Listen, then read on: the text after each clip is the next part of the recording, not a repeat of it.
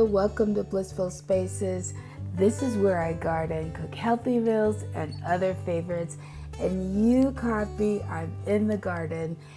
In this video, I'm going to share how I prune my tomatoes for a big harvest.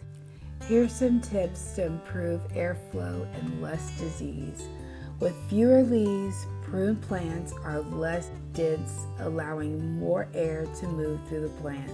The leaves dry faster after rain, and yes, we are in hurricane season.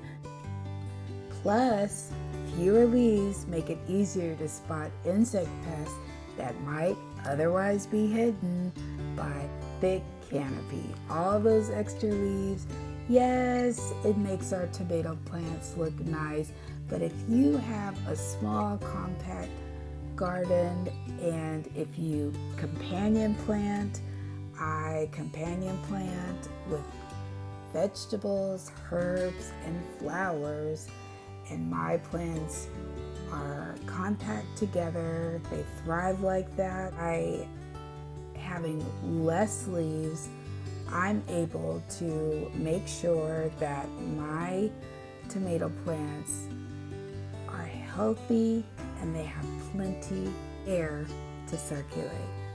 Also, it provides bigger fruit.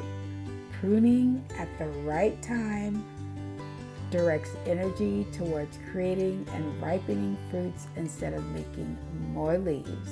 Overall, you'll probably have fewer fruit on a pruned plant, but it'll be bigger. And that's what we want, right? We want bigger fruit, bigger harvest organically. I'm just going to show you how I have pruned. As you can